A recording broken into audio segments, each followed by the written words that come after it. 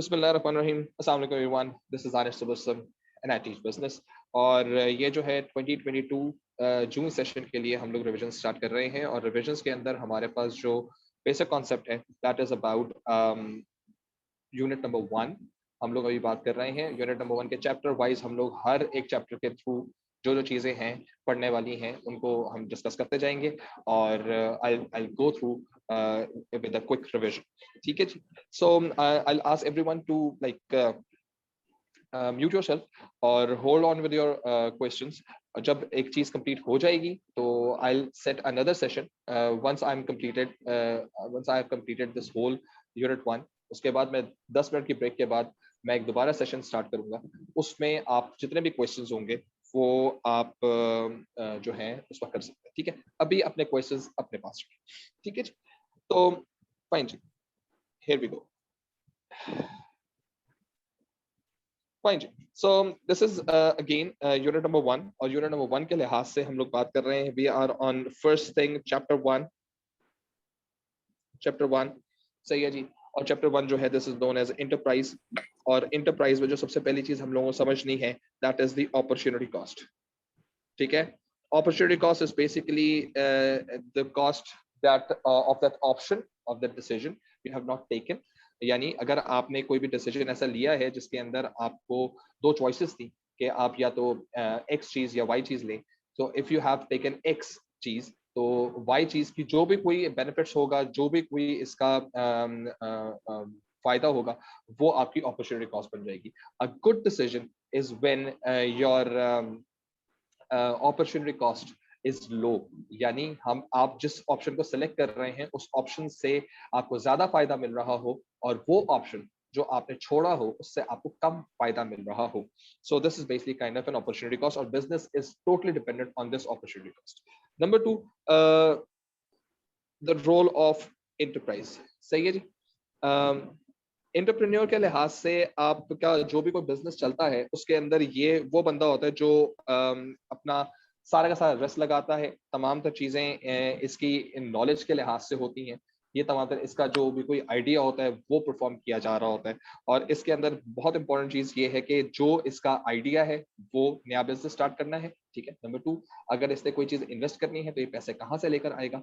Number 3, अगर इसने कोई चीज रिस्पॉन्सिबिलिटीज इसे रखनी है या इसकी जो रिस्पॉन्सिबिलिटीज इसने कवर अप करनी है वो रिस्पॉन्सिबिलिटीज कैसे कवर अप करेगा। ठीक है। और नंबर 4, इसकी मोस्ट इंपॉर्टेंट चीज ये कि अगर इसका फेलियर होता है तो क्या चांसेस हैं फेलियर के। तो इस एक एंटरप्रेन्योर को ये चार चीजें जहन में रखनी होती हैं। नंबर 1, उसका आइडिया। नंबर 2, उसके लिहाज से जो उसको पैसे लगाने हैं। नंबर 3, उसने कैसे रिस्पॉन्सिबिलिटीज को मैनेज करना है, क्योंकि जब बिजनेस स्टार्ट करेगा तो रिस्पॉन्सिबिलिटीज आएंगी। Is he going to take all the responsibility और is he going to distribute all the responsibilities. ठीक है। And the fourth thing is this के अगर ये बिजनेस फेल होता है या बिजनेस में जो रिस्क है उसको वो कैसे एड्रेस करेगा, यानी कि चांसेस ऑफ जो है फेलियर को वो कैसे एड्रेस करेगा, कैसे उसको हैंडल करेगा। ठीक है।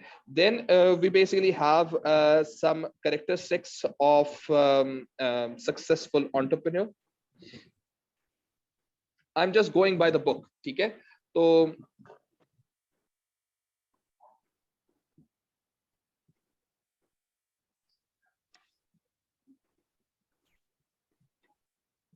अच्छा जी, जो कैरेक्टरिस्टिक्स है हमारे पास बहुत इंपॉर्टेंट चीजें हैं।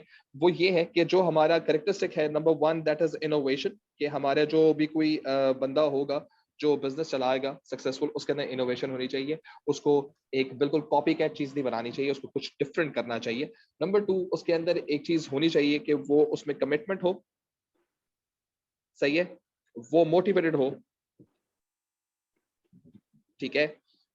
उसके अंदर जो है उसको मल्टी स्किल्ड होना पड़ेगा। मल्टी स्किल्ड का मतलब ये है कि ये बंदा एक वक्त में एक से ज्यादा काम कर सके। He needs to be a good manager, he needs to be a good leader, he needs to be a good communicator, he needs to be a good finance manager.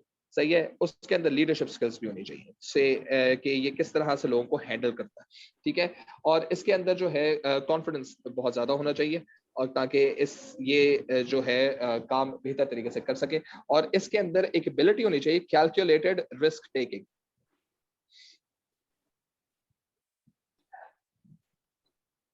ठीक है। तो कैलकुलेटेड रिस्क टेकिंग एबिलिटी जो है वो बहुत ज्यादा important होती है। ठीक है जी। नंबर 4 जो हमारे पास है वो ये है कि मेजर चैलेंजेस जो हैं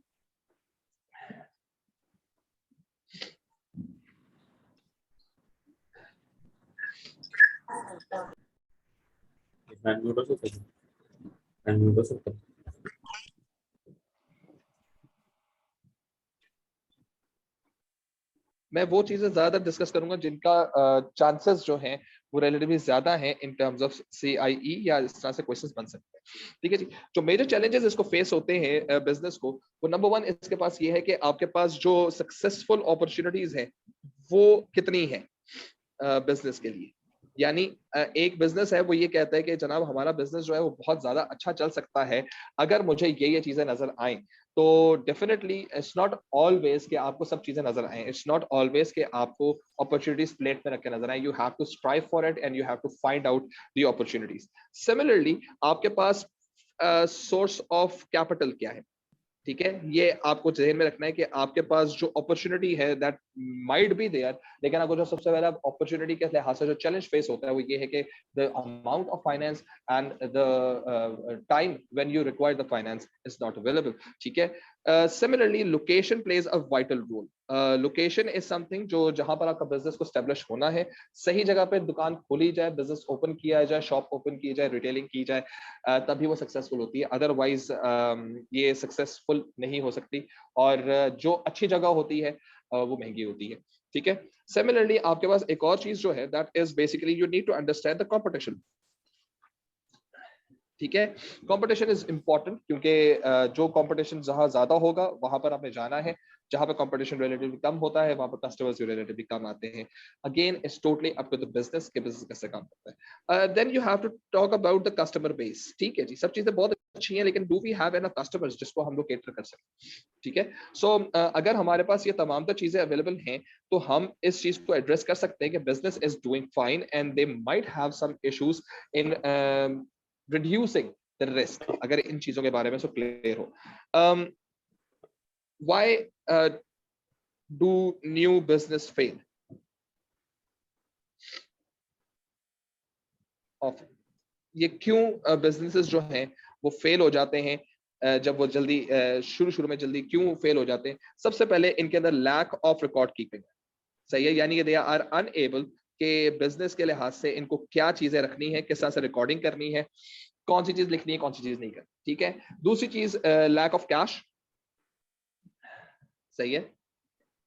और ये चीज ध्यान में रखो कि बिजनेस के पास पैसा जैसे ही खत्म हो जाता है बिजनेस फ्लॉप। और छोटे बिजनेस या नए बिजनेस को पता नहीं होता तो कितनी पैसे की जरूरत है और कब पैसे की जरूरत है। पुअर मैनेजरियल स्किल्स, ये चीज जो है दिस इज इम्पोर्टेंट कि आपने पैसे भी आपके पास है but you are not a good manager, so you won't be able to ensure के business is going to last long. ठीक है। सिमिलरली आपको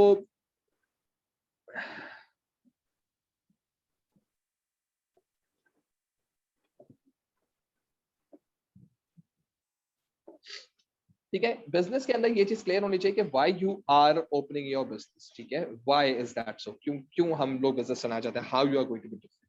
ठीक है जी। तो ये चीजें जितनी भी हैं वो सारी के सारी आपके पास एक बिजनेस को जहन में रखनी चाहिए कि बिजनेस जब ये चीजें जहन में नहीं रखता तो वो एकदम से फ्लॉप हो जाता है। सिमिलरली अब आपके पास एक चीज आती है दैट इज के impact of enterprise on economy. एक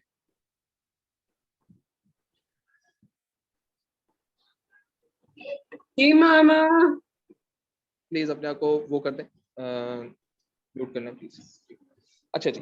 अब इम्पैक्ट क्या क्या चीजें आती है। फर्स्ट ऑफ ऑल यहाँ पर जो एक चीज आती है दैट इज एम्प्लॉयमेंट क्रिएशन।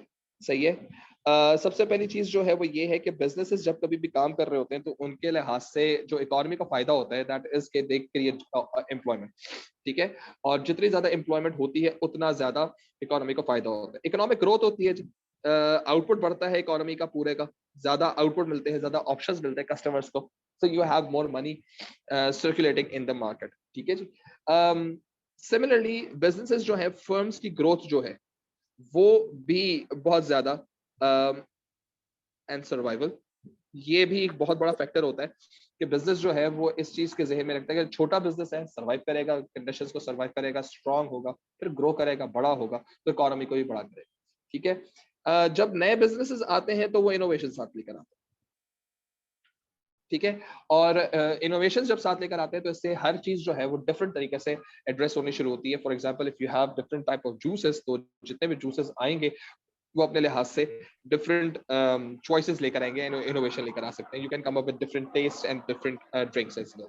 ठीक है। डेफिनेटली ये बिजनेसेस जो हैं वो एक्सपोर्ट्स भी करते हैं और ये पर्सनल डेवलपमेंट भी करते हैं। पर्सनल डेवलपमेंट का मतलब ये है कि जो लोग पहले किसी जगह पे जॉब किया करते थे वो शायद अब जो है इन लोगों के साथ काम करके या अपना बिजनेस स्टार्ट करके दे माइट डेवलप स्किल के काम को किस तरह से किया जा सकता है। ठीक है। तो जब आप इस चीज को जहन में रखते हैं,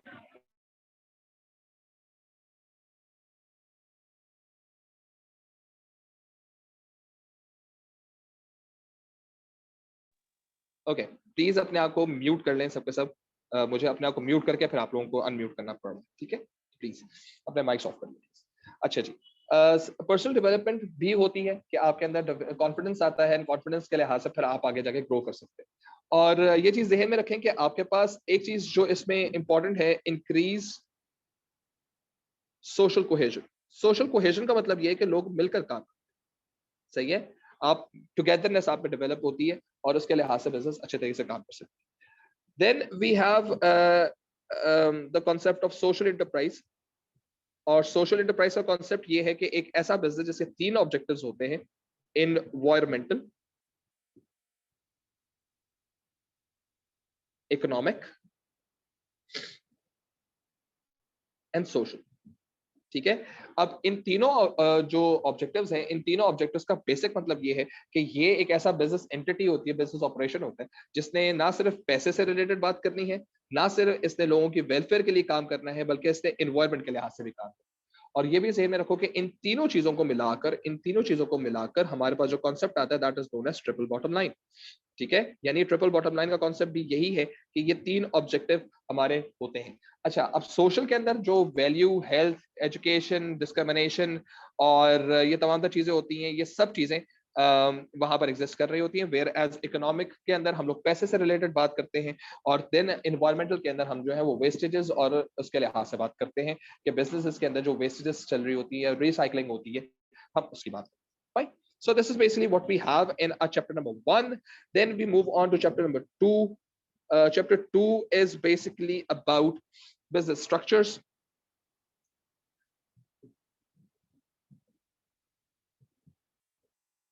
ठीक है जी। और बिजनेस स्ट्रक्चर्स के अंदर हम लोगों ने पहले तो ये चीज देखनी है कि हमारे पास तीन तरह के जो बिजनेसेस हैं, वो हमारे पास एक प्राइमरी सेक्टर होता है, एक सेकेंडरी सेक्टर होता है और एक टर्शियरी सेक्टर होता है। ठीक है। तो हम लोगों ने सबसे पहली चीज जो इसमें देखनी है, दैट इज सेक्टर्स। ठीक है जी। और सेक्टर्स के लिहाज से हमारे पास जो तीन सेक्टर्स एग्जिस्ट कर रहे हैं, these are the primary sector, यानी कि रिसोर्सेज के लिहाज से नेचुरल रिसोर्सेज की बात हो रही होती है। Then we have secondary sector, ठीक है, यानी कि जो मैन्युफैक्चरिंग से रिलेटेड है। And then we have tertiary sector. ठीक है, this is the service sector. याद रखो, primary sector is the slowest, manufacturing is faster and tertiary is continuous. ठीक है। तो याद रखो कि प्राइमरी एग्जॉस्ट भी हो जाएगा ना, अगर प्राइमरी खत्म भी हो जाएगा, सर्विस चलता रहेगा। ठीक है। इसलिए आमतौर पर बिजनेसेस जो है वो सर्विस इंडस्ट्री की तरफ ज्यादा जा रहे हैं। ठीक है। अच्छा, अब हमारे पास जो इसमें नेक्स्ट चीज जो है, दैट इज के लीगल स्ट्रक्चर्स हमारे पास कौन कौन से हैं।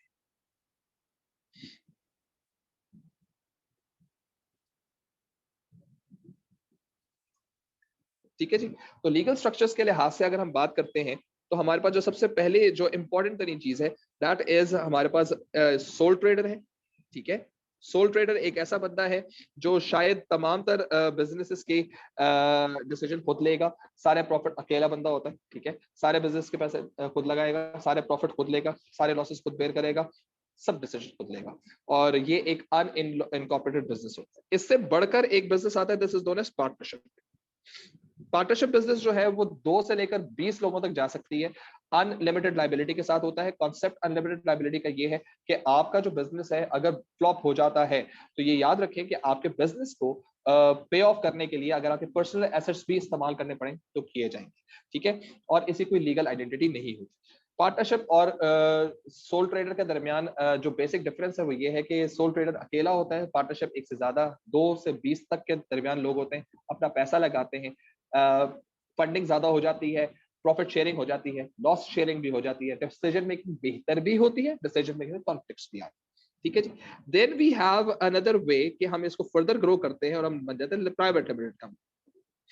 ठीक है, प्राइवेट लिमिटेड कंपनी बनने का सबसे बड़ा फायदा ये है कि बिजनेस जो है अब रजिस्टर्ड बिजनेस बन चुका है, और रजिस्टर्ड बिजनेस बनने का सबसे बड़ा फायदा ये है कि अब उस बिजनेस के लिहाज से जो उसकी सेपरेट लीगल आइडेंटिटी हो जाती है, ठीक है, उसके लिहाज से अगर कोई शेयर होल्डर की अगर कोई डेथ वगैरह हो जाती है तो वो डेथ के लिहाज से बिजनेस डिसकंटिन्यू नहीं होता। ठीक है, बिजनेस जो है वो अपने शेयर को, बिजनेस के हिस्से को अपने फ्रेंड्स और फैमिली मेंबर्स के अंदर और एम्प्लॉयज से बेचकर पैसे जनरेट कर सकता है। ठीक है, और इसका एक अनइनकॉर्पोरेटेड बिजनेस से स्ट्रक्चर चेंज होकर इनकॉर्पोरेटेड बिजनेस बन जाता है।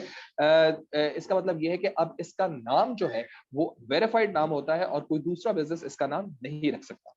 ठीक है, अच्छा, बुराई क्या है इसके अंदर? बुराई सबसे पहले ये है कि आपके पास बहुत सारी लीगल फॉर्मेलिटीज हैं जो आपको करनी पड़ती हैं। एक जैसे लीगल फॉर्मेलिटी ये है कि आपको अकाउंट्स अपने मेंटेन करने पड़ते हैं, फिर आपको एनुअल जनरल मीटिंग करनी पड़ती है, फिर आपको जब आप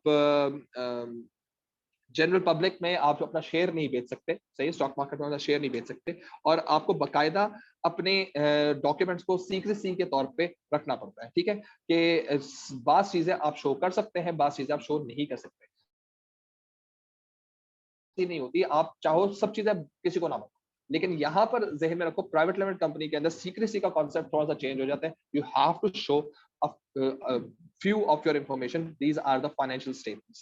ठीक है, then we have public limited company should come, public limited company में सबसे पहली चीज शेयर जितने हैं आपके रोटेशन की वजह से, जो शेयर के अंदर आपका जितना ज्यादा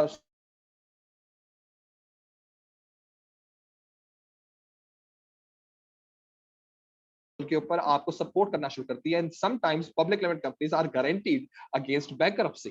ठीक है, लेकिन प्रॉब्लम ये है कि जब शेयर होल्डर्स के साथ आप बहुत ज्यादा इन्वॉल्व होकर काम कर रहे होते हैं तो यू हैव टू इंश्योर कि आपकी पब्लिक होनी चाहिए, आपके सब आपका फाइनेंशियल स्टेटमेंट्स भी, और जब फाइनेंशियल स्टेटमेंट्स पब्लिक होना शुरू होती है तो सबको सब पता चलना शुरू हो जाता है। ठीक है, बिल्कुल इस तरह से आपकी जो शेयर प्राइस है वो सब्जेक्ट टू मार्केट रिस्पॉन्स है। आपकी मार्केट में अच्छी वैल्यू नहीं चल रही है तो आपका शेयर प्राइस गिरना शुरू हो जाएगा, आपकी मार्केट में वैल्यू अच्छी चल रही है तो शेयर प्राइस बढ़ना शुरू हो जाएगा। Just like right now in Pakistan, जैसे अनसर्टेनिटी है रही है तो स्टॉक मार्केट ने क्रैश किया है, तमाम तर अच्छी कंपनी से शेयर भी गिर गए क्योंकि नोबडी वाज बाइंग इट।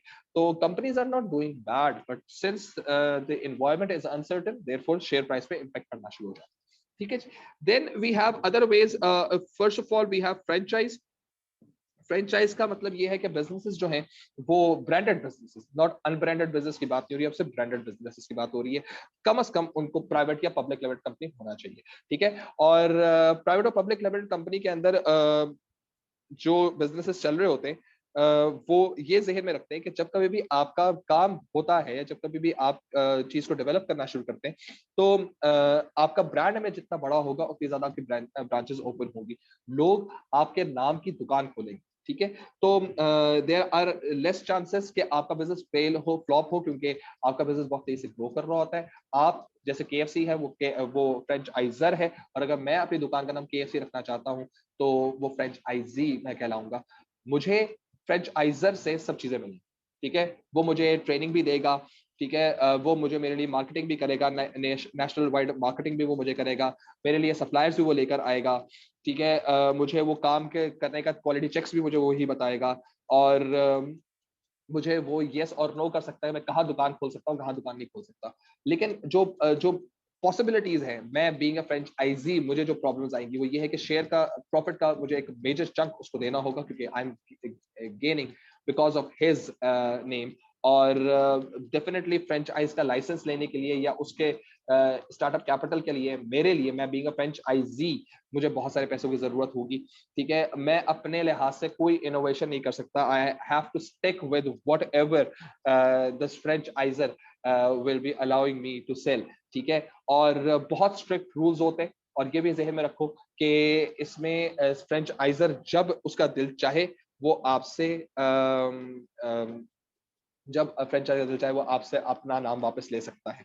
ठीक है, then we have some really important thing known as cooperative. Cooperatives are basically something जो बिजनेस के लिहाज से पार्टनरशिप का एक मॉडिफाइड फॉर्म है।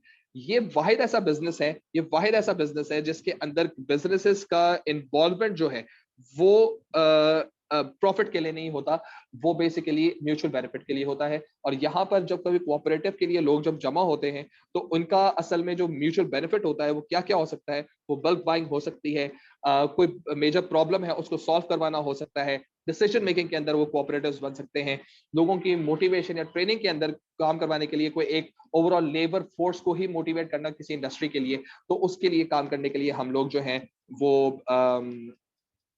शेयर वो करते हैं, अपनी एफर्ट्स को शेयर करते हैं। आमतौर पर ये वो बिजनेसेस करते हैं, कोऑपरेटिव्स वो बिजनेस साइन करते हैं या वो बिजनेस बनते हैं जो अकेले इतनी बड़ी सिग्निफिकेंट अमाउंट बेयर नहीं कर सकते। तो अगर एक बहुत बड़ी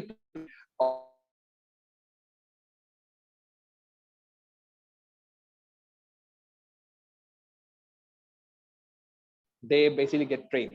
तो उसके लिहाज से there are chances कि I might find some other companies finding the same problem and we set one cooperative, a registered legal company जो उस ट्रेनिंग को एक्वायर करेगी। तो हम अपने लिहाज से अपने बंदे भेजकर म्यूचुअल बेनिफिट कर लेंगे। ये वाहिद ऐसी चीज है, ये वाहिद ऐसा स्ट्रक्चर है जो प्रॉफिट के लिए नहीं बनता, ये ओरिजिनली म्यूचुअल बेनिफिट के लिए बनता है। ठीक है, सिमिलरली इसके अंदर जो प्रॉब्लम आती है वो ये है कि बाजू का सिंस डिफरेंट कंपनीज अपना आपको मर्ज करके एक कोऑपरेटिव डिजाइन करती हैं, तो बाजू का कोऑपरेटिव्स में उनका किसी एक बिजनेस का जो है वो इंटरेस्ट कम होना शुरू हो जाता है, क्योंकि that is it's an add on.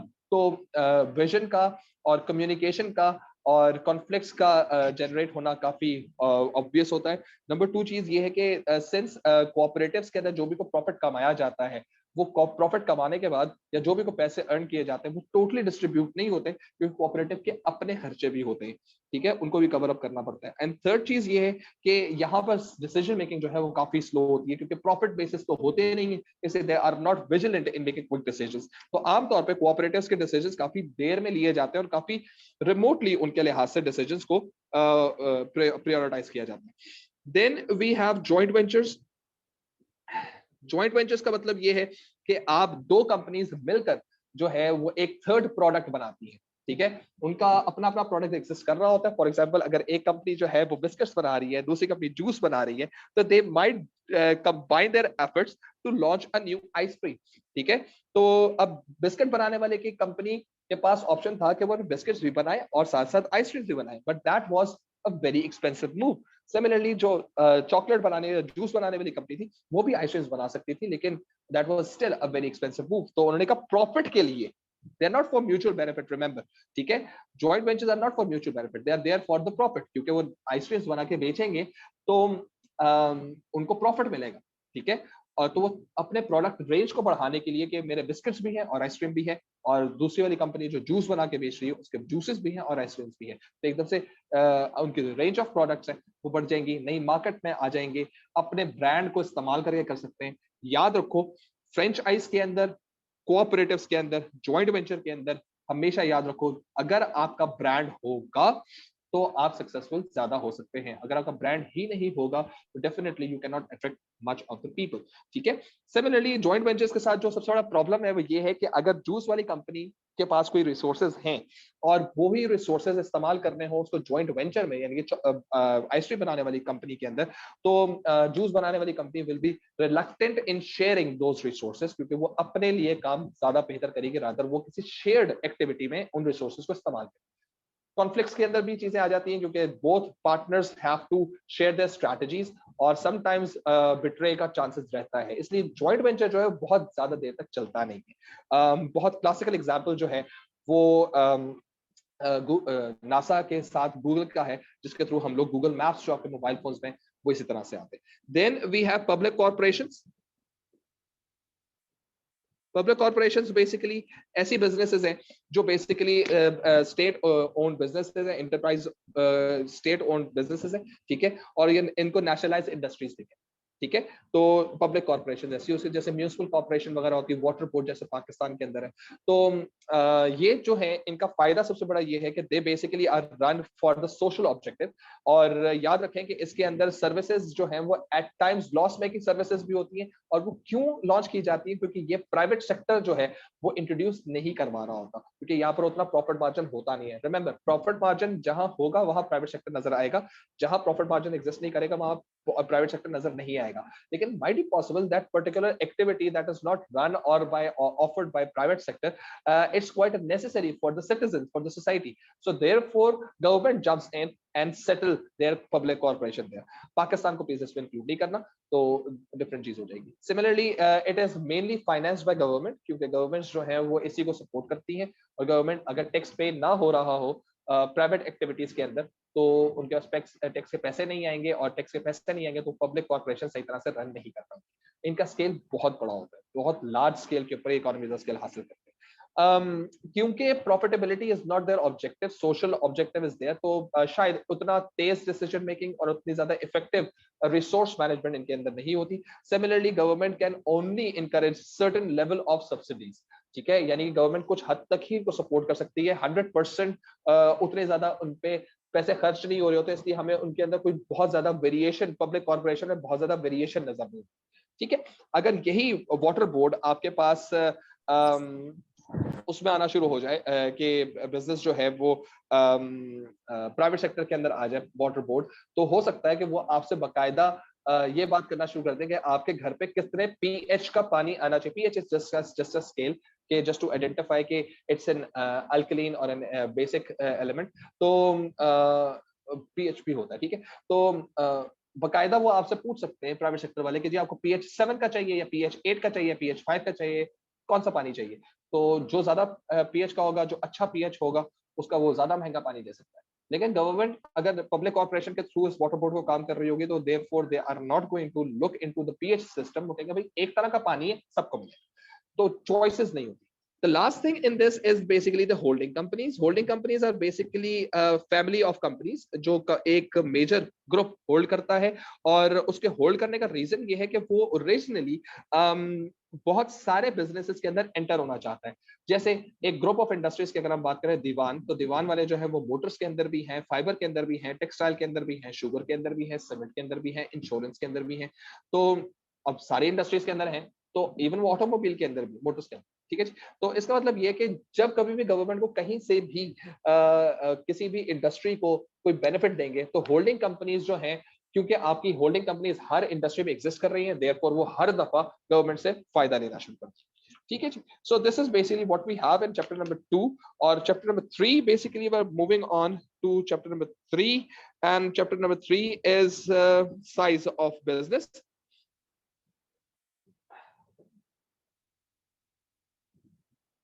Business का साइज मालूम करना इज वेरी इंपॉर्टेंट, क्योंकि बिजनेस का साइज अगर मालूम नहीं होता ना, तो हम ये नहीं देख सकते whether we are doing the right thing और नॉट, ठीक है।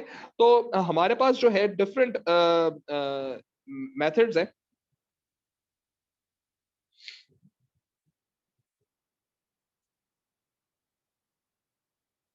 ठीक है। और उनमें जो सबसे पहली चीज जो है that is number of employees.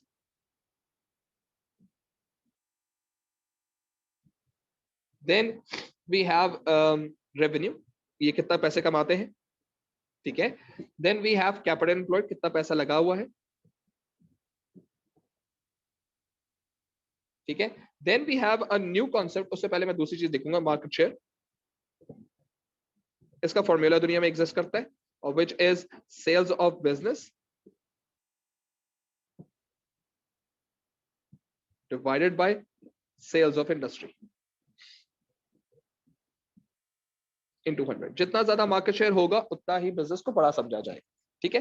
And then we have some important thing जो मेरे नजर में थोड़ा सा ज्यादा इंपॉर्टेंट हो गया है कुछ अरसे के अंदर, that is known as market capitalisation. Market capitalisation का मतलब ये है कि आपका बिजनेस के अंदर कितना पैसा जनरेट हुआ है, ठीक है। इसमें हम लोग share price of share multiplied by number of shares. सही है। तो ये चीज ध्यान में रखो कि अगर हम बात करते हैं इन टर्म्स ऑफ बिजनेस के लिहाज से, तो अगर कोई बिजनेस जो है वो प्राइवेट लिमिटेड है, तो उसके नंबर ऑफ शेयर्स एक हद तक ही बिक सकते हैं, उससे ज्यादा शेयर्स नहीं बिक सकते। ठीक है। इसका मतलब ये कि उसकी साइज जो है वो एक हद तक बढ़ सकता है, अनलिमिटेड साइज उसका नहीं हो सकता, और इट्स अ वर्चुअल साइज।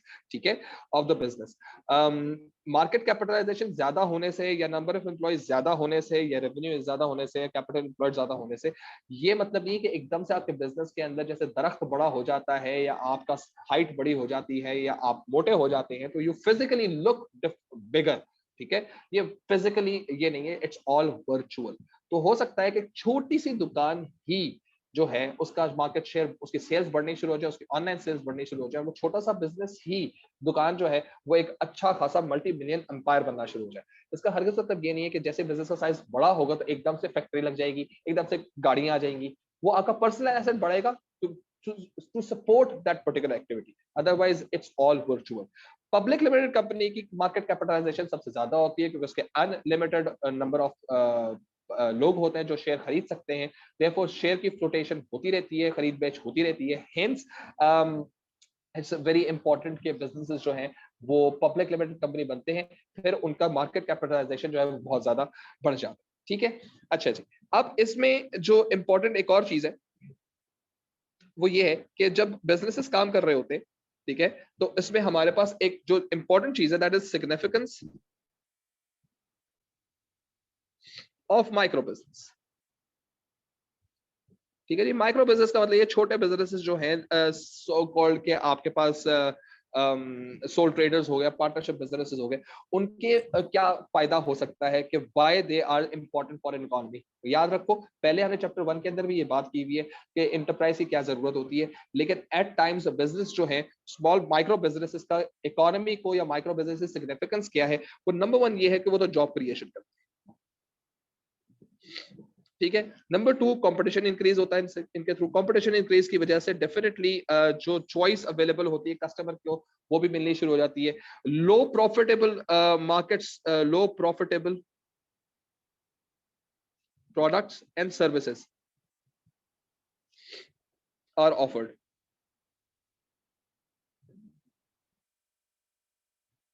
ठीक है।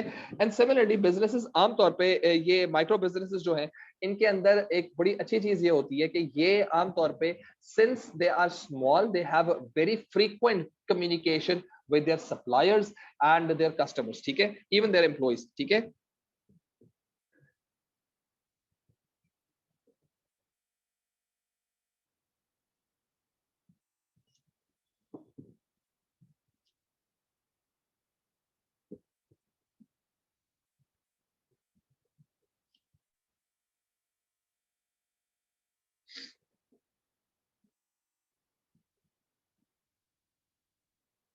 And since they are small, therefore इनकी जो इंपॉर्टेंट तरीन चीज है, इनके अंदर फ्लेक्सिबिलिटी बहुत ज्यादा होती है।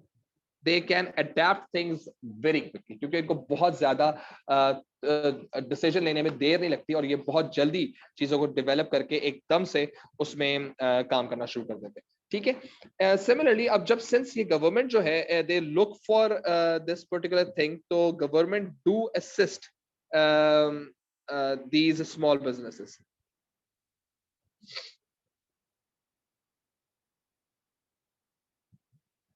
ठीक है।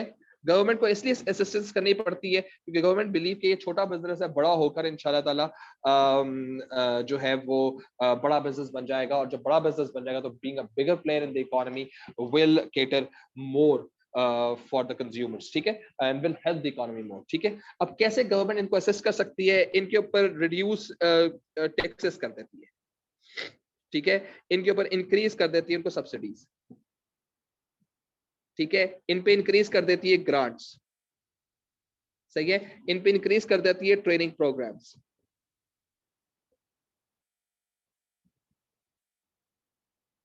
ठीक है। सिमिलरली गवर्नमेंट जो है, sometimes they basically been small businesses है, छोटी मछली है, बड़ी मछली खाने के लिए आएगी, तो they are sometimes they basically small businesses are really scared of, afraid of large huge businesses के, यार हमें आगे खाना जाए, टेक ओवर ना कर ले, तो समटाइम्स गवर्नमेंट प्रोटेक्शन पॉलिसीज भी होती है।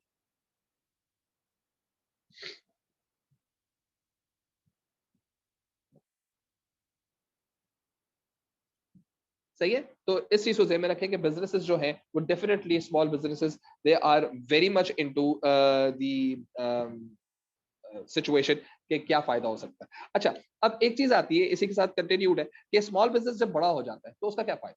बिजनेस जब बड़ा हो जाता है तो डेफिनेटली वो इकोनॉमी ऑफ स्केल हासिल करता है। जब बिजनेस बड़ा हो जाता है तो डेफिनेटली उसके पास जो है वो स्पेशलिस्ट एम्प्लॉयज या प्रोफेशनल एम्प्लॉयज को वो हायर कर सकता है। जब वो बिजनेस ज्यादा बड़ा हो जाता है तो डेफिनेटली उसका फायदा इकोनॉमी को ये मिल जाता है कि वो says it's a bigger play now, तो they basically pay more taxes and can be a very important participant in the economy. And sometimes government से कि आप अगर बड़े बिजनेस बन जाते हैं तो फिर आपकी दूसरी कनेक्टेड इंडस्ट्रीज के अंदर भी आपका इम्पैक्ट आना शुरू हो जाता है। ठीक है। और ये भी चीज ध्यान में रखें कि आपके सेंस बड़ा बिजनेस है तो देयरफॉर आपकी रिसर्च एंड डेवलपमेंट एक्टिविटीज बहुत तेजी से होती हैं और उसकी वजह से बिजनेसेस की रिसर्च एंड डेवलपमेंट एक्टिविटीज तेज होने की वजह से जो फायदा है वो ये है कि ओवरऑल सारा का सारा काम आपका अच्छे तरीके से होता है, कस्टमर को अच्छी वैल्यू मिलती है और एक अच्छी लिविंग स्टैंडर्ड मेंटेन होती है। ठीक है जी। फाइनल इस चैप्टर के अंदर जो चीज है that is known as the family business. Family business is good क्योंकि यहाँ पर आमतौर पे आपके पास जो लोगों की जो कमिटमेंट्स होती हैं वो बड़ी जबरदस्त होती हैं क्योंकि फैमिली मेंबर्स हैं, सबके सब कमिटेड होते हैं। ठीक है जी।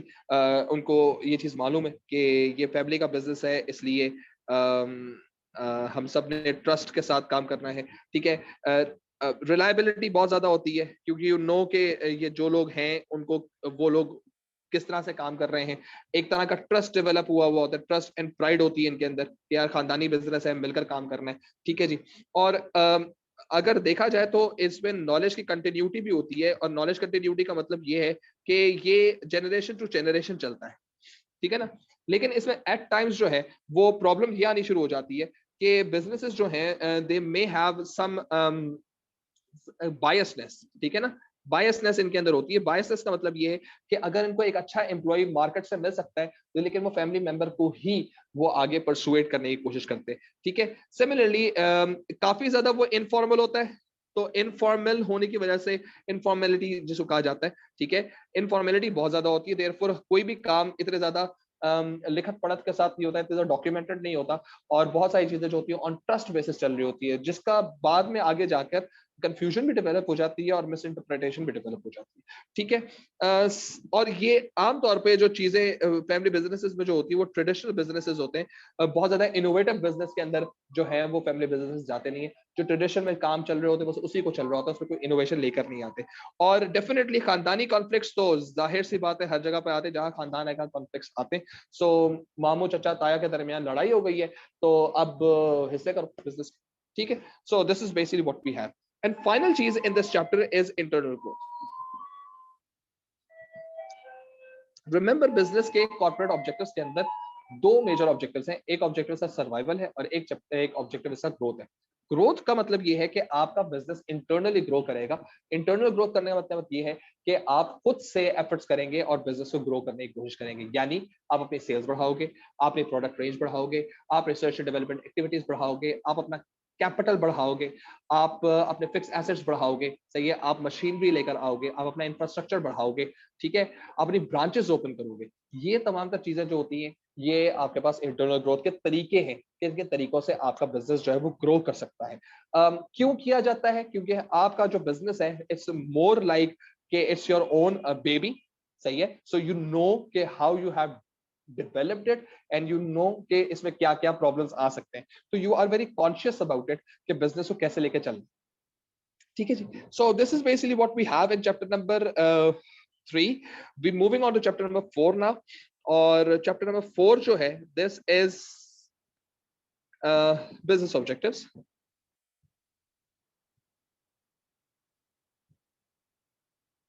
ठीक है। और business objectives what objectives, objectives होते हैं क्या? ऑब्जेक्टिव्स बेसिकली हमारे पास एक ऐसी एक आउटलाइन है जिसके अंदर हम लोग ये देखते हैं कि हमें अचीव क्या करना है। ठीक है। ये ऑब्जेक्टिव्स जो हैं इनको स्मार्ट होना चाहिए।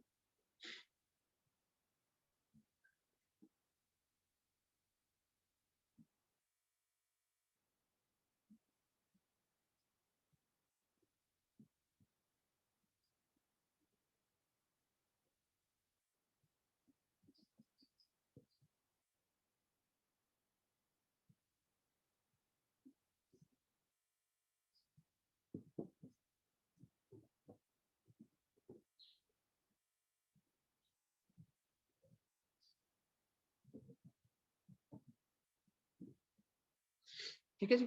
तो ये टाइम स्पेसिफिक, रियलिस्टिक होने चाहिए, रैशनल होने चाहिए, अचीवेबल होने चाहिए और मेजरेबल होने चाहिए। अगर आपका ऑब्जेक्टिव जो है वो ये नहीं है, तो इसका मतलब ये है कि आपने करना क्या है, आप स्पेसिफिक नहीं होगे। आपने क्या रिजल्ट अचीव करना है, मेजर नहीं कर सकते। आपके पास क्या एबिलिटी है, आपके अंदर एबिलिटी है उसको अचीव करने की। Are you well trained, do you have enough courage to cover this objective. ठीक है, तो अचीवेबल है आपके लिए या नहीं है, रैशनल रियलिस्टिक है या नहीं है। मतलब क्या ये पॉसिबल है कि हम लास्ट के 4 दिन में बैठकर पूरा बिजनेस खत्म कर लें या ए स्टैटिक के लिए प्रिपरेशन कर लें from you to a static.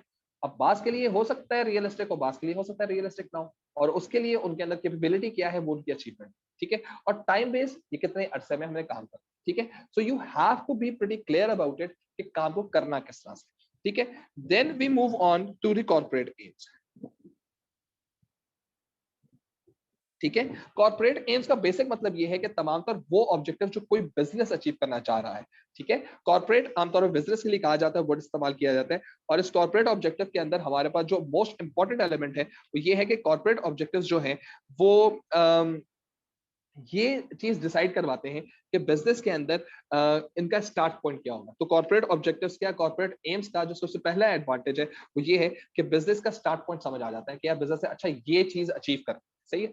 Number 2, definitely sense of direction भी आ जाती है, सेंस ऑफ पर्पस आ जाता है कि हमें क्या करना है। सारी ऑर्गेनाइजेशन उसी के ऊपर बेस करके फिर आगे काम करना शुरू करती है। Therefore coordination, communication and unification of efforts वहां पर नजर आनी शुरू हो जाती है। सिमिलरली आप ये भी देख सकते हैं कि आप उसको फिर एड्रेस कर सकते हैं। You can then later on you can evaluate, यार ये हम अचीव करना चाहते थे, क्या अचीव किया।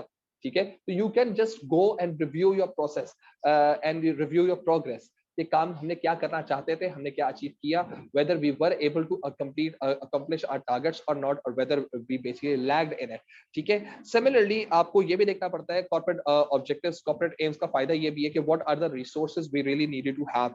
ठीक है, और उन रिसोर्सेज को किस तरह से फ्रेम किया जाएगा, किस तरह से उनको स्ट्रेटेजाइज किया जाएगा, किस तरह से उनको यूटिलाइज किया जाएगा, ये भी कॉर्पोरेट एम्स के बेनिफिट्स में नजर आते हैं।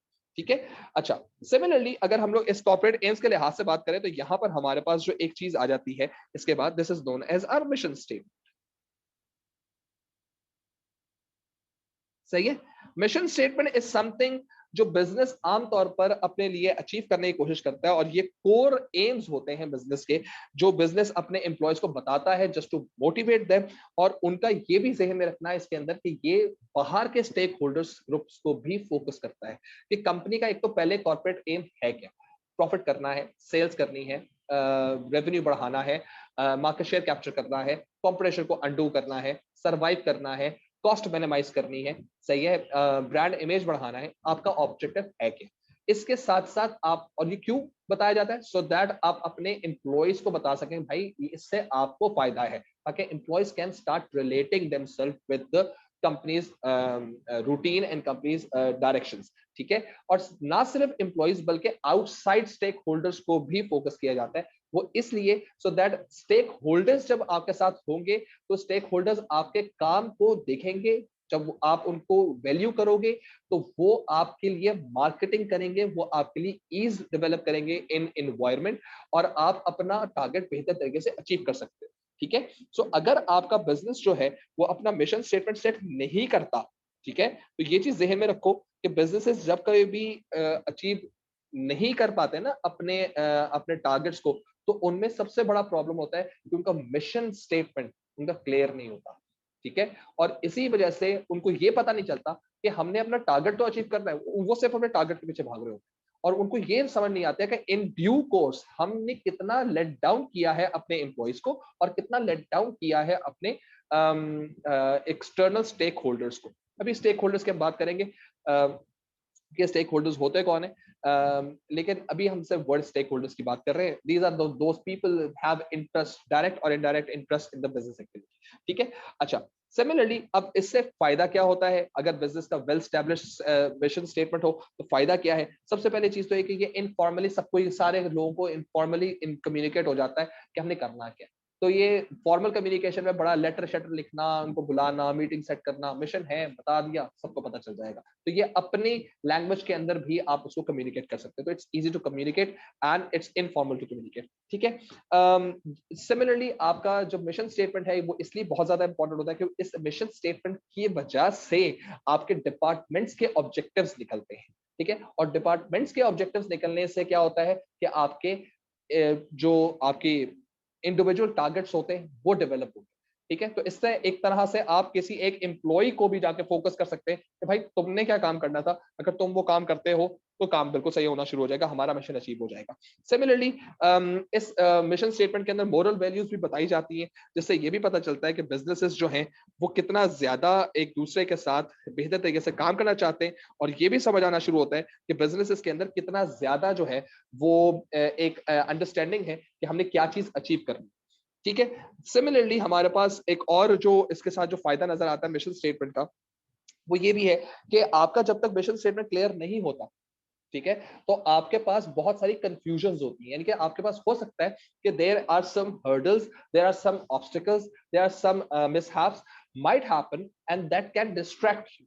So if you have your mission statement with you, so you know कि where you have to go, तो directions clear होती है, तो even though the particular situation is not very favorable and it's not basically well, the plan is not working in the same way, but since you know where you have to go, तो even वो distraction आपको चीजें डिस्ट्रक्टफुल होती नहीं लगती नहीं है। Eight times it's basically इसके कुछ प्रॉब्लम्स जो होते हैं वो ये हैं कि ये काफी वेग और जनरलाइज होती है, बहुत सारी कंपनीज की सेम हो सकती है, हम इसको मिशन स्टेटमेंट को मेजर नहीं कर सकते कि ये किस हद तक अचीव हो चुकी है। हम ऑब्जेक्टिव्स को तो अचीव देख लेते हैं कि मैंने ये चीज अचीव करनी है, मैंने 100 यूनिट सेल करने हैं, या मैंने इस साल जो है छुट्टी कोई नहीं करनी, या इस साल मैंने जल्दी सोना है, या मैंने इस महीने कुरान मजीद खत्म करना है, तो ये तो मेरा टारगेट है ना, आई कैन अचीव इट, ठीक है ना। लेकिन अब to achieve your mission it's quite vague, आया मैं मिशन को पूरा अचीव कर पा रहा हूँ या नहीं कर पा रहा, ठीक है। सो इसको शॉर्ट टर्म के अंदर वी कैन नॉट असेस। अच्छा, सिमिलरली एट टाइम्स जो ये पब्लिक रिलेशंस के लिहाज से जो हम बात करते हैं कि स्टेक होल्डर्स को हमने कितना खुश करना है, again we can not decide कि how much they are happy by our efforts, ठीक है। और ये चीज ध्यान में रखें कि आप किसी के ऑब्जेक्टिव को अचीवेबल और अनरियलिस्टिक कह सकते हैं, किसी के मिशन को आप कभी भी अनरियलिस्टिक नहीं कह सकते, क्योंकि वो उस तरह से काफी वेग होता है, ठीक है। तो हमारे पास अब नेक्स्ट चीज जो आती है, these are our corporate objectives, के कॉर्पोरेट ऑब्जेक्टिव्स हमारे पास क्या क्या हो सकते हैं।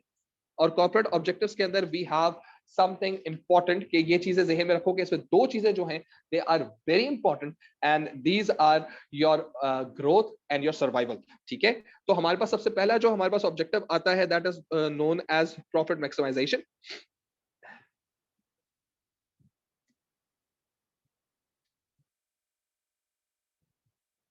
सही है।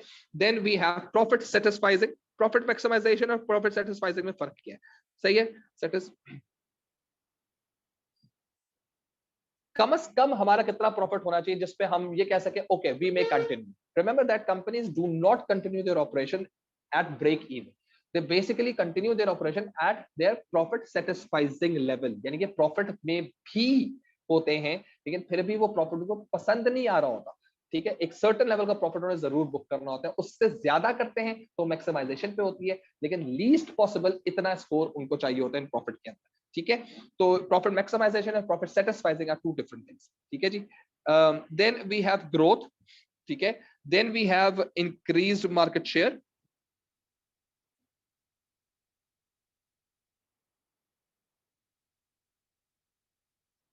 then we have survival,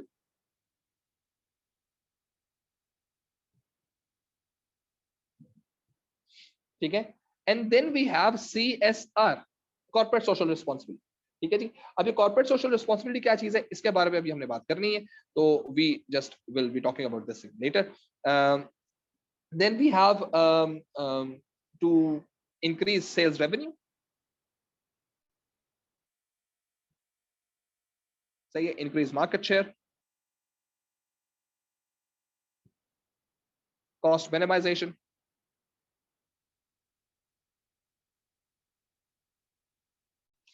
ठीक है। सो ये वो तमाम तर कॉर्पोरेट ऑब्जेक्टिव्स हैं जो बिजनेस के लिए जरूरी होते हैं। अब ये चीज जहन में रखना कि बिजनेस का जो भी कोई ऑब्जेक्टिव होता है, ठीक है, अब इसमें हम लोग पहले बात कर लेते हैं CSR की, ठीक है, कि CSR बेसिकली है क्या। कॉर्पोरेट सोशल रिस्पॉन्सिबिलिटी का बेसिक मतलब ये है कि तमाम तर ऑब्जेक्टिव्स आप अपने स्टेक होल्डर्स के कवर अप करें, ठीक है, यानी supplier, business person themselves, employees, banks, suppliers, government, इन सब के आप जितने भी कस्टमर बिजनेसेस, जितने भी आपके इनके ऑब्जेक्टिव्स हैं, उनको आप फुलफिल करें, उनको आप वैल्यू दें, उनको आप कंसिडर करें, उनको आप प्रायोरिटी पे रखें और उनको खुश करें। सही है, सिवाय शेयर होल्डर। सही है, क्योंकि शेयर होल्डर का जो कॉन्सेप्ट है वो है प्रॉफिटेबिलिटी, और उस प्रॉफिटेबिलिटी में से उसको एक शेयर देना, ठीक है। तो इस चीज को प्लीज ध्यान में रखें कि जो भी कोई बिजनेस चल रहा होता है, उस बिजनेस के अंदर इंपॉर्टेंट तरीन चीज ये है कि अगर वो बिजनेस काम कर रहा है सही तरीके से, ठीक है, तो उसको अपनी CSR लेकर आनी लाजमी होती है, सो दैट वो अपने आप को एकदम से एक तरह से ग्रेड अप कर ले कि यार हम अपने तमाम स्टेक होल्डर्स का ख्याल रख रहे हैं। और when they once their stakeholders are happy, like suppliers, customers and banks etc are happy, so they are going to give the business benefit, ठीक है। सप्लायर डिले पेमेंट्स के ऊपर भी नाराज नहीं होगा, बैंक लो इंटरेस्ट रेट देने को तैयार हो जाएगा, गवर्नमेंट टैक्स रिलीफ देने को तैयार हो जाएगी, कस्टमर हायर प्राइस पे करने को तैयार हो जाएगा, तो हेंस आपका टोटल नेट प्रॉफिट मार्जिन बढ़ना शुरू हो जाएगा, ठीक है।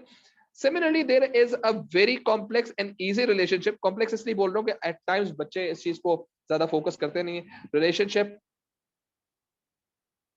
between mission,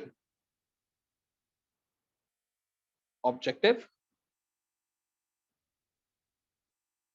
strategy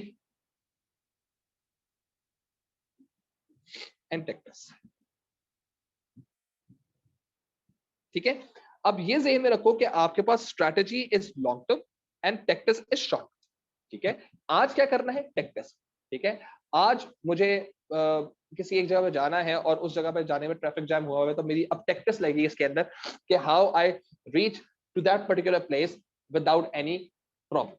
तो ये मेरे पास मेरी टैक्टिक्स हो, लेकिन मेरा स्ट्रैटेजी जो होगी तो it's going to be how to be a successful business person. ठीक है, अब ये लॉन्ग टर्म, तो इट मे टेक टाइम।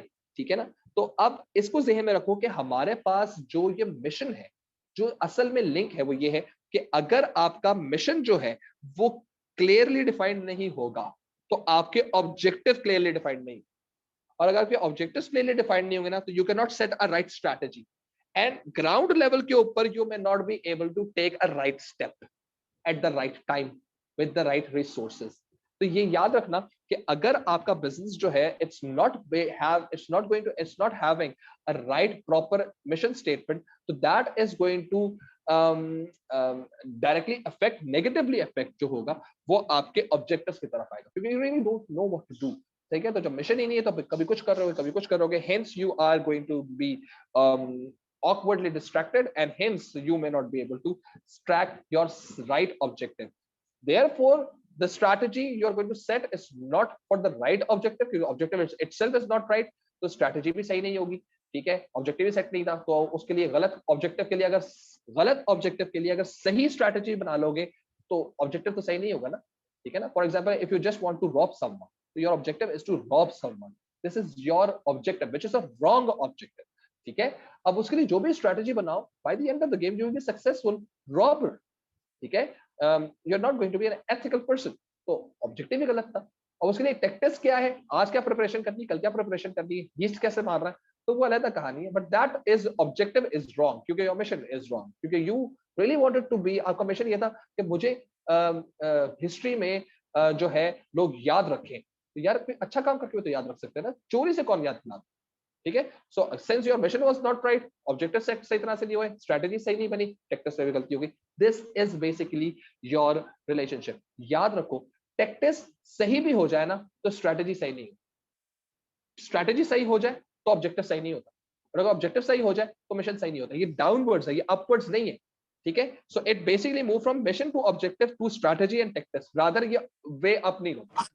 सही है, तो इसको हमेशा याद रखना। मैंने अपनी जिंदगी के अंदर जब भी कभी इस चीज के लिहाज से याद किया ना, तो मैंने इसका एक एब्रीविएशन बनाया हुआ है। You know this word most, सही है। तो जैसे स्मार्ट एक वर्ड होता है वैसे एक मोस्ट वर्ड होता है, ठीक है। तो ये मोस्ट वर्ड जो है वो भी इसीलिए बनता है कि ये mission, objective, strategy and tactics, most. तो you have to get the most out of your opportunity. तो ये आमतौर पे एक बिजनेस टर्मिनोलॉजी होती है जो आमतौर पे लोग बोले gate the most out of it. वो मोस्ट इसलिए होता है, ठीक है। तो वो ये वाला MOST वाला most, fine. So this is basic kind of a strategy. अच्छा जी, अब एक चीज जो हम लोगों के पास जहन में रखनी है, that is your decision making process.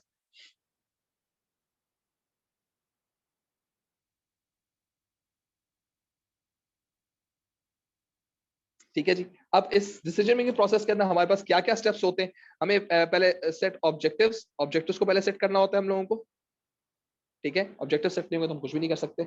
Then assess problem and situation, ठीक है। देन गैदर डेटा, आपको जो है वो इंफॉर्मेशन चाहिए होती है मार्केट के अंदर, आप कर सकते हैं। Consider all options, all decisions,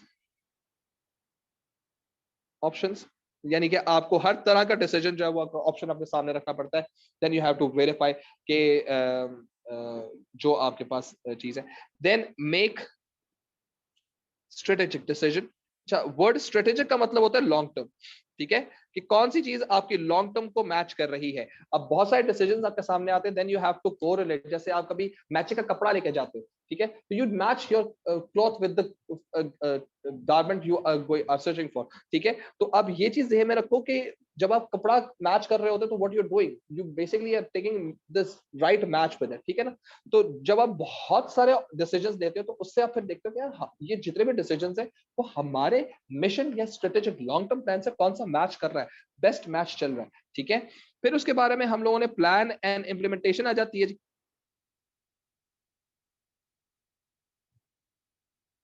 सही है, ऑफ डिसीजन,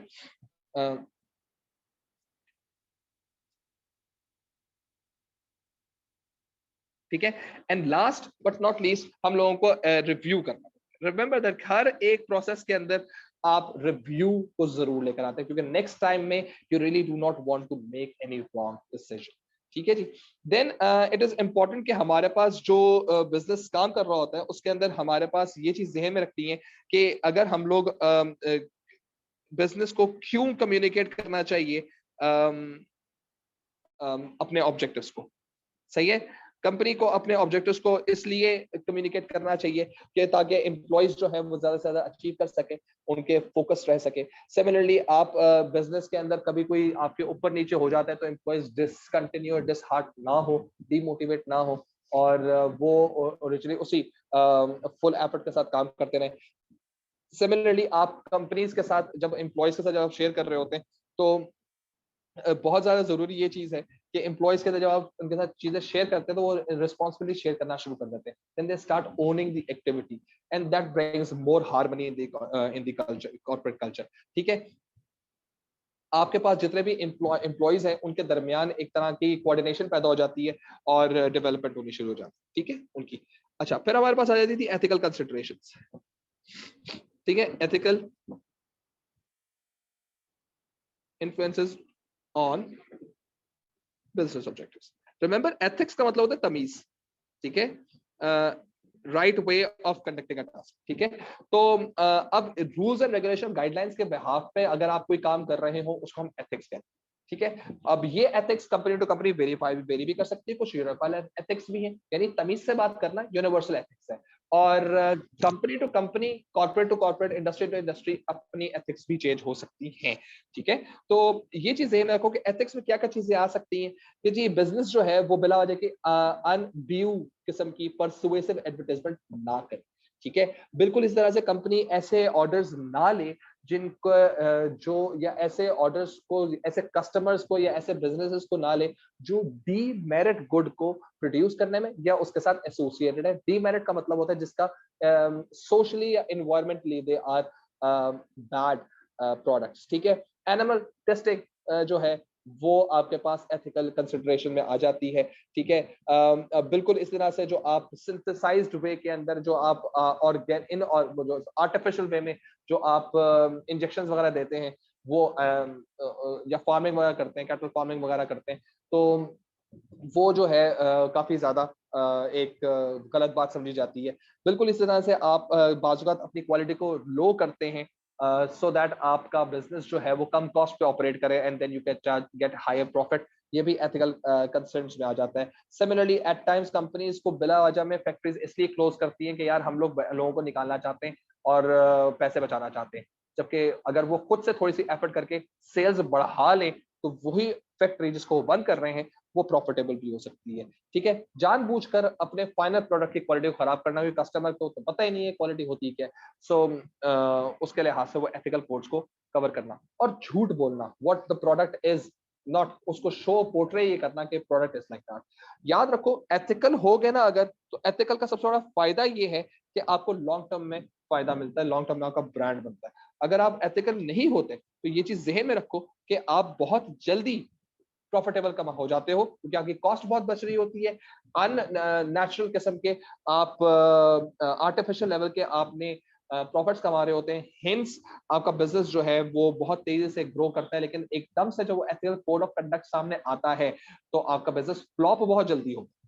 ठीक है, तो ये चीज प्लीज जहन में रखना कि जब कभी भी आपने एथिकल कोड कंडक्ट को आप आगे लेके चलते हैं, सो इट्स मोर इम्पोर्टेंट कि काम को सही तरीके से स्लो एंड ग्रेजुअली करें सो दैट आपके पास फायदा हो। शॉर्ट टर्म के अंदर जल्दी फायदा उठाना इट्स इजी, लेकिन प्रोलॉन्ग वे में आगे जाकर बिजनेस को डेवलप करना और उसके अंदर अपनी वैल्यू को जनरेट करना, इट इज रियली इंपॉर्टेंट और इट्स रियली डिफिकल्ट। ठीक है, तो शॉर्ट रन के अंदर एथिकल होना एक्सपेंसिव होता है, लॉन्ग रन के अंदर ये बहुत ज्यादा बेनिफिशियल है। We are moving on to the last chapter of this particular unit, chapter number 6, which is stakeholders in business.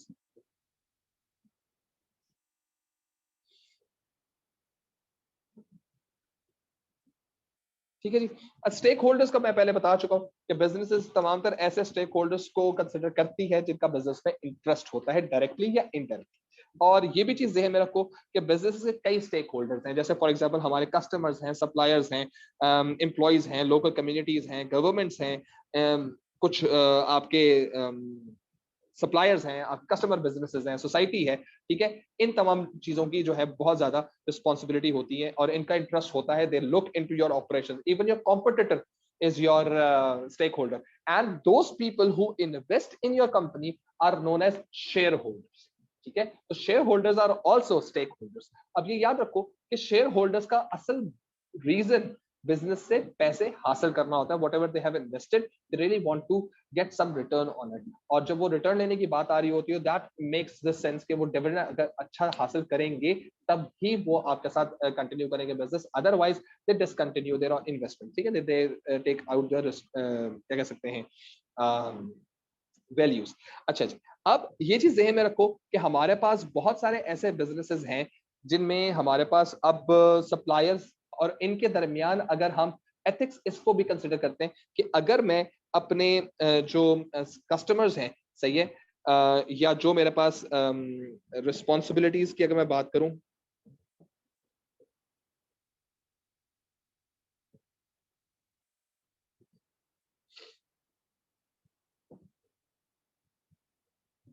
सही है, रिस्पॉन्सिबिलिटी टुवर्ड्स सप्लायर, बिजनेस की रिस्पॉन्सिबिलिटी टुवर्ड्स सप्लायर क्या हो सकती है? टाइम पे पेमेंट करे, बिला वजह के अंदर जो है वो अननेसेसरी डिमांड्स ना करे, जो सप्लायर कंटिन्यू ही ना कर सके, वो कॉस्ट ना मांगे जिस कॉस्ट पे वो बेच ना सके। ठीक है, अगर उसके ट्रेड उसे क्रेडिट पे की भी है तो कोशिश करके उसको टाइमली पेमेंट करें सो दैट वो काम बेहतर तरीके से कर सके। सिमिलरली रिस्पॉन्सिबिलिटी टुवर्ड्स कस्टमर, सही है, या हम लिख लेते हैं एम्प्लॉइज पर। बिला वजह में ओवरबर्डन काम नहीं करवाएं, टाइम पे पेमेंट करें, जितना काम करवाएं उतनी सैलरी दें, कॉन्ट्रैक्ट के साथ सैलरी दें, जायज कॉन्ट्रैक्ट रखें, वर्क लाइफ बैलेंस को मेंटेन करें, वर्किंग कंडीशंस को बेहतर करें। तो ये तमाम तर responsibilities of business towards employee है। ठीक है, और एम्प्लॉय की भी कुछ रिस्पॉन्सिबिलिटीज है कि यार जब वो काम करो तो काम ढंग से करो, जो रिस्पॉन्सिबिलिटी है उसके लिहाज से काम करो, जितने प्रायोरिटी के लिहाज से बात की जा रही है उस लिहाज से काम करो, अनड्यू फेवर्स ना मांगो, डी मार्केटिंग ना करो, बिजनेस की सही गॉसिपिंग में ना पड़ो। ठीक है, सिमिलरली हमारे पास एक और चीज जो है that is towards customers. Customers को ओवरऑल अच्छे वैल्यू ऑफ मनी मिलनी चाहिए, क्योंकि अगर वैल्यू ऑफ मनी उनको नहीं मिलेगी तो they may not be able to they may not be able to cover their need, और फिर वो दूसरी कंपनी पे स्विच कर जाएंगे, और जब वो दूसरी कंपनी पे स्विच कर जाएंगे तो कस्टमर लूज हो जाएगा। ठीक है, बिला वजह के परसुएशन करने की जरूरत नहीं है, जितना जो प्रोडक्ट के अंदर है उतना परसुएट करो, नॉट मोर देन दैट। और do not charge higher prices, और बिला वजह में अननेसेसरी चीजें ना दो जो उनकी कंजम्पशन की है नहीं। ठीक है, बिल्कुल इस तरह से इनकी जो है टुवर्ड्स लोकल कम्युनिटी के अंदर डेफिनेटली जो एक बहुत इंपॉर्टेंट चीज है, जिस जगह पे बिजनेस खुलता है, वो ये चीज जहन में रखना चाहिए उसको कि वो वहां के लोगों को एम्प्लॉय करें, इंस्टेड के वो कहीं दूसरी जगह से लोग उठकर वहां पर आ जाए, तो उस बिजनेस का वहां खुलने का कोई फायदा है नहीं। वो उसको जॉब एम्प्लॉयमेंट देनी पड़ती है, और सिर्फ जॉब एम्प्लॉयमेंट नहीं होती, आपको अपने पोल्यूशन को, अपने वेस्टेजेस को, अपने इंफ्रास्ट्रक्चर को आपको बेहतर तरीके से रन करना पड़ता है, सो दैट वहां का जो नेटिव रहने वाला बंदा जो है वो इस चीज को फोकस कर सके कि ये बिजनेस क्या कर रहा है, और बिजनेस की वजह से, उस बिजनेस एक्टिविटी की वजह से उसकी रेगुलर लाइफ जो है सिटीजन की, वो खराब ना हो रही हो। ठीक है, here basically I really want कि यहाँ पर आप एक जो टेबल है उस टेबल को आप जरूर पढ़ो। ठीक है, ये बुक में से टेबल है, दिस इज टेबल 5.2, ये टेबल को जरूर रीड आउट कर लो, which is stakeholders, their roles, rights and responsibilities. Kind of an important thing. एक नटशेल है, यही चीज आपकी CSR में भी चल सकती है, यही चीज जो है ये आपकी एथिक्स के अंदर भी चल सकती है, यही चीज जो है वो स्टेक होल्डर के कॉन्फ्लिक्ट्स के अंदर भी चल सकती है। तो it's a very good kind of table जिसको आप पढ़ सकते हो। ठीक है, तो इसको जरूर पढ़ो। जो चीजें इस तरह की होंगी जो कि शायद टेबल वाइज होंगी और टेबल के लिहाज से उनके अंदर कुछ चीजें प्रॉब्लमेटिक होंगी, तो डेफिनेटली मैं आप लोगों को साथ साथ उसे शेयर कर दूंगा कि कौन सा टेबल बुक में से ऐसा है जिसको बहुत जरूरी है पढ़ना। Fine. So this is basically what we have in this particular unit. We are done with this unit. Alhamdulillah. So it's like 1 hour 6 minutes का total run किया हम लोगों ने. Um, if you have any questions, ठीक है? What I'm going to do now is this कि मैं जो I'm just taking a break for like 10 minutes, ठीक है? और session is continued. आप में से अगर किसी को कोई क्वेश्चन पूछना है, ठीक है, कि कोई चीज आपको इस चैप्टर में से, मैंने पूरा यूनिट नंबर 1 खत्म करवा दिया, ठीक है, नॉट पास्ट पेपर क्वेश्चंस, अभी मैं पास्ट पेपर क्वेश्चंस की बात नहीं कर रहा, मैं कॉन्सेप्ट्स की बात कर रहा हूं। So if you have any questions, so आप वो क्वेश्चंस मुझे अब आप टाइप करना शुरू कर दो, और मैं जो हूं फिर मैं उसको एक करके रिस्पॉन्ड करना शुरू करूँ। Now you can post question, past paper questions नहीं, जो चीज मैंने पढ़ाई है उसमें आपने अगर कोई है तो चैट मैंने ओपन किया हुआ, तो चैट में अगर आप लोगों ने उसको लिखना है तो आप वो लिखकर जो है वो मुझे बता दो। मैं फिर एक 5 to 10 मिनट्स का ब्रेक लूंगा, और यही सेशन कंटिन्यूड है, डिसकंटिन्यू नहीं, मीटिंग एंड नहीं हो रही। I am just going to take questions and answer question like after 10 minutes. तो आपके पास जो भी क्वेश्चंस हैं वो आप पोस्ट कर दो सारे के सारे।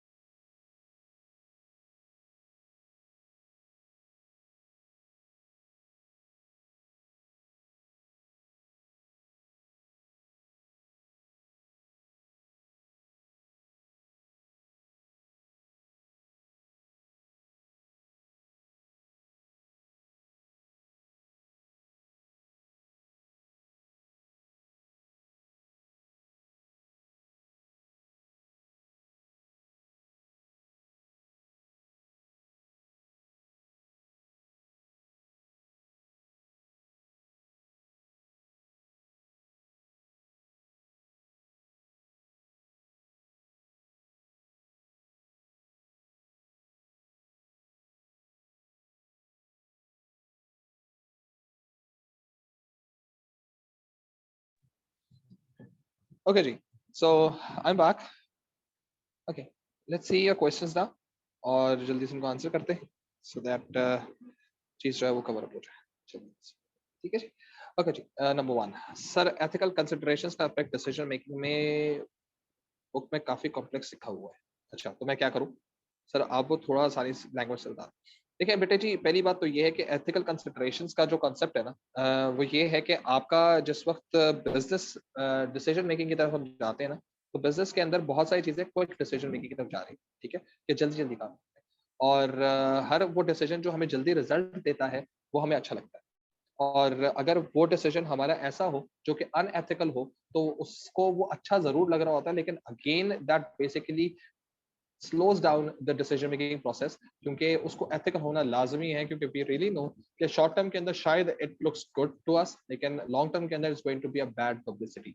तो जो कंडीशन है of ethical consideration with decision making process, वो ये है कि जब आप बिजनेस के लिहाज से अगर आप बात करें, डिसीजन मेकिंग प्रोसेस कहानी खत्म लोगों ने. या ठीक है, ऑब्जेक्टिव्स भी ऐसे सेट हों जो एथिकल हों, प्रॉब्लम्स भी ऐसे ही हों जो एथिकल प्रॉब्लम्स और अनएथिकल प्रॉब्लम्स की तरफ ना जाए. कि बिला वजह में जी आपको बताया जा रहा है कि जी आपको जोर से गोरा होना है, तो यार ये कोई एथिकल चीज नहीं है. गोरा ना भी हो तो बॉडी शेमिंग करने की जरूरत क्या है. ठीक है, इन्फॉर्मेशन गैदर करें, चोरी भी कर सकते हैं इन्फॉर्मेशन, भाई लीगल वे में कॉपी करो, क्या जरूरत है, कॉपीराइट्स को इस्तेमाल करते हुए काम करो.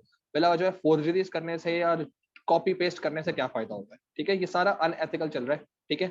अच्छा, बाज़ बार डिसीजंस ऐसे भी होते हैं जो आपके थोड़े से अनएथिकल होते हैं. आप बाय प्रेशर भी काम करवा सकते हो, आप जो हो लोगों को बिला वजह में जोर जबरदस्ती से भी काम करवा सकते हो, तो इस तरह के डिसीजन लेने की जरूरत नहीं है. अगेन जो इम्प्लीमेंटेशन है उसके अंदर आप अनरियलिस्टिक टारगेट्स भी रख सकते हो, which going to take very important action कैसे फैक्टर्स, जिनकी वजह से बिजनेस जो है they may not be able to run effectively.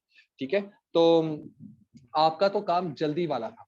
ठीक है, डिसीजन में जल्दी करें और हम अनएथिकल होंगे, कोई ना कोई काम कर दें. लेकिन अगर आप अनएथिकल होंगे तो कहीं ना कहीं किसी ना किसी डिसीजन मेकिंग प्रोसेस में आपका जरूर प्रॉब्लम आएगा. And bye the end of the game वो प्रॉब्लम जब आएगा सामने, तो उसको सॉल्व करने के लिए आपका खुद ब खुद ही डिसीजन मेकिंग प्रोसेस जो होगा वो डी रेल हो जाएगा, यानी कि डाइवर्ट हो जाएगा टुवर्ड्स समथिंग एल्स. तो by the end of the game you are not going to achieve the target you basically aim for.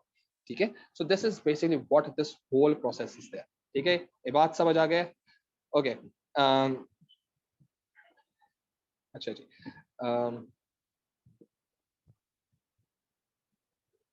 Okay. So what is the difference between corporate objectives and aim? Aim is basically what we want to achieve and objectives is how we are going to achieve it. ठीक है, यानी कि M तो ये है to be successful. अब कैसे achieve करना है टू बी सक्सेसफुल? सेल्स बढ़ा के करना है, रेवेन्यू बढ़ा के करना है, कॉस्ट मिनिमाइज करके करना है, मार्केट शेयर इंक्रीज करके करना है क्या. ठीक है, aim is a general thing. Aim के लिहाज से कॉर्पोरेट एम ये समझ लो कि हम उसमें से अपना विजन निकाल रहे हैं, हम उसमें से मिशन निकाल रहे हैं. तो कॉर्पोरेट एम के अंदर हमारे पास मिशन होता है या विजन. ठीक है, और उसमें से हमारे पास कॉर्पोरेट ऑब्जेक्टिव्स निकलते हैं. Make sense? यहाँ तक समझ आ गया मैम? इफ यू अंडरस्टैंड तो प्लीज बता दो. Okay Zainab sir, public corporation फिर से एक्सप्लेन कर दें. पब्लिक कॉर्पोरेशन बेसिकली बच्चे जी होता ये है कि हमारे पास जो बिजनेसेस हैं वो एट टाइम्स गवर्नमेंट रन करती है. ठीक है, और गवर्नमेंट रन करने का मतलब ये है कि पब्लिक कॉर्पोरेशन गवर्नमेंट रन होती है. ठीक है, और इनका जो कॉन्सेप्ट होता है वो ये है कि सोसाइटी को और एनवायरमेंट को जो चीजें बेनिफिट कर रही होती है कि उनके लिए काम कर रही होती है. ठीक है, तो जब कभी हम पब्लिक कॉर्पोरेशन की बात करते हैं तो एक तो होती बहुत बड़ी है. नंबर टू, पब्लिक कॉर्पोरेशन को जैसे हम बात कर लें, वाटर सेवरेज की बात कर लें या क्लीनिंग इंफ्रास्ट्रक्चर, जैसे रोडों की क्लीनिंग वगैरह होती है, स्ट्रीट लाइट्स वगैरह होती है, पार्क्स वगैरह होते हैं, या आपके पास दूसरी कौमी बचत की स्कीम्स का जो दफ्तर है वो होते हैं, या आपके पास कोई गवर्नमेंट और कॉर्पोरेशन है जो कि फार्मर्स को या हार्वेस्टिंग के अंदर प्राइमरी सेक्टर को सपोर्ट कर रही होती है. तो इस तरह के बिजनेसेस जो होते हैं वो आमतौर पर सोशल वेलफेयर पे चल रहे होते हैं, वो कुछ बहुत ज्यादा प्रॉफिटेबल बिजनेसेस नहीं होते और आमतौर पर लॉस मेकिंग में जा रहे होते हैं. ठीक है, क्योंकि उनका पब्लिक बेनिफिट बहुत ज्यादा होता है, इसलिए उनको रन किया जाता है. और सिंस उनको सिर्फ रन ही वो कर सकती है, गवर्नमेंट कर सकती है, तो that is the reason why public operation is run. Thoroughly जितना भी टैक्स कलेक्ट होता है उसी के थ्रू ही उसको फाइनेंस किया जाता है. देयरफॉर वो बहुत ज्यादा सब्सिडाइज्ड वे में काम कर रहे होते हैं, द कॉस्ट बहुत ज्यादा हाई होता है. सब्सिडाइज का मतलब बहुत सस्ते में काम कर रहे होते हैं, तो बहुत ज्यादा इसमें यूनिकनेस या बहुत ज्यादा इसमें वैरायटी नजर नहीं आती, बहुत सारी रिसर्च एंड डेवलपमेंट नजर नहीं आ रही थी. It's basically generalized thing for everyone. ठीक है। जैसे मैंने बात की थी वाटर सप्लाई के लिहाज से कि वाटर सप्लाई वाले अगर आपको डिफरेंट पीएच, डिफरेंट टेस्ट का, डिफरेंट मिनरल्स वाला पानी देना शुरू कर दें, तो वो प्राइवेट सेक्टर कर सकता है, वो पब्लिक सेक्टर नहीं कर सकता। ठीक है। तो इसलिए जब कभी भी बिजनेसेस काम कर रहे होते हैं तो उसको भी हम डेवलप करते हैं इन इस रिगार्ड के अंदर कि एट टाइम्स ऐसी जगह जहां पर private sector, private corporations exist नहीं कर रही होती, वहां पर फिर पब्लिक ऑर्गेनाइजेशंस जो होती हैं, पब्लिक सेक्टर ऑर्गेनाइजेशंस जो कॉर्पोरेशंस जो होती हैं, वो अपने आप को इंट्रोड्यूस करवाती है to set the whole harmony in the economy. ठीक है। जरा कॉर्पोरेशन समझ आ गया? प्लीज बता दो। जहारस सर, कॉस्ट मिनिमाइजेशन भी एक्सप्लेन करते हैं। कॉस्ट मिनिमाइजेशन का बेसिक मतलब ये होता है किन किन तरीकों से हम कॉस्ट को मिनिमाइज कर सकते हैं, यानी हम लेबर कॉस्ट कम करें, हम मटेरियल कॉस्ट कम करें, हम ओवरहेड कॉस्ट कम करें, हम अपनी ट्रांसपोर्टेशन कॉस्ट कम करें, हम किस कॉस्ट को कम करें, कौन से एक्सपेंस को कट डाउन करें, which is the most important section in our cost, जिसको हम कम करके उसके थ्रू हम आगे बेहतर प्रॉफिटेबिलिटी तक जा सकते हैं। ठीक है। नहीं, इसमें कैश फ्लोज नहीं आता हारिस, इसमें कैश फ्लोज नहीं आए। कोऑपरेटिव कोऑपरेटिव बिजनेसेस हमायों वो बिजनेसेस की टाइप है जिसमें हमारे पास 2 से 5 बिजनेसेस जो होते हैं, प्राइवेट बिजनेसेस जो होते हैं, वो ज्वाइन करते हैं to to to gain mutual benefit. ठीक है। और म्यूचुअल बेनिफिट का मतलब क्या है कि हो सकता है उनको मार्केटिंग करने की जरूरत हो सकता है भाई उन्होंने कहा कि हम लोग मिलकर जो है एक एड होर्डिंग ले लेते हैं जो शारा फैसल के ऊपर हो बड़ी सारी। तो लेकिन जब उसका हमने खर्चा पूछा तो उस इलेक्ट्रॉनिक बोर्ड का जो खर्चा था तकरीबन 10 लाख रुपए था महीने का। भाई 10 लाख रुपए तो मैं बेर ही नहीं कर सकता। तो अब हम लोगों ने किया ये कि हमने कहा चलो ठीक है, हम कोऑपरेटिव पे हायर कर लेते हैं और सब मिलकर उसमें मार्केटिंग कर लिया करेंगे। तो हमने मिलकर उसको हायर कर लिया। तो मिलकर हायर करने का मतलब ये कि हम चाहे तो एक लीगल वे में भी काम कर सकते हैं, लीगल स्ट्रक्चर के थ्रू काम करते हैं। तो हम एक कोऑपरेटिव बना लेंगे, 5 मिनिमम कंपनीज होंगी। वो कहेंगे भाई देखो ये इश्तेहार हम लोगों ने 1 महीने के लिए चलाना है, मुझे इतने मिनट चाहिए होंगे और 1 महीने के लिए इश्तेहार लगाने का इसके ऊपर आपको 10 लाख रुपए दें। तो हम एक ऐसा बड़ा सारा एक हम पोस्टर बनाते हैं जिसमें हम चारों पांचों कंपनी उसके नाम लिखे हुए हैं ताकि हर एक को अलग अलग इश्तेहार मिल भी जाए और पैसे भी ना देना पड़े और चीज डिस्ट्रीब्यूट भी हो जाएगी। तो this is how cooperatives work. तो ये म्यूचुअल बेनिफिट के लिए किए जाते हैं। ठीक है। समझ आइए Humayun?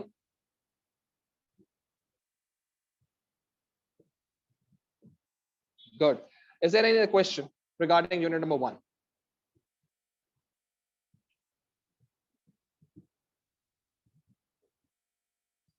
Good. I guess we are done with this whole thing. और what I'm going to do, I make sure कि ये जो पूरा का पूरा जो ये मैंने यहाँ पर लिखा है सही है, जो इंटरप्राइज से हम लोगों ने स्टार्ट किया है पूरा का पूरा सारे हम लोगों ने टॉपिक को रिवाइज कर लिया है। ठीक है। और अब हमारी जो नेक्स्ट क्लास है इट्स ऑन वेंसडे। ठीक है, सेम टाइम। और उसमें हम यूनिट नंबर 2 डिस्कस करेंगे, इसी तरह से सब चीजें डिस्कस करेंगे और फिर इस तरह से हम ऑल्टरनेटिव डेज पे जाएंगे। आज हम लोगों ने किया है मंडे को हमारा लेक्चर खत्म हुआ है, फिर हमने वेंसडे को लेक्चर करना है 11 बजे, फिर हमारा फ्राइडे को लेक्चर होगा, फिर संडे को लेक्चर होगा and so on and so forth. Keep doing this thing 5 days. इस तरह से हम जंप्स एक एक दिन का जंप मारते रहेंगे तो we will be completing the whole course. मैं बुक रेफर करते हुए हर एक चीज को डिस्कस करता हुआ। ठीक है जी। Thank you very much everyone. आप लोग जाएं, एंजॉय करें, हैव फन। Allah Hafiz.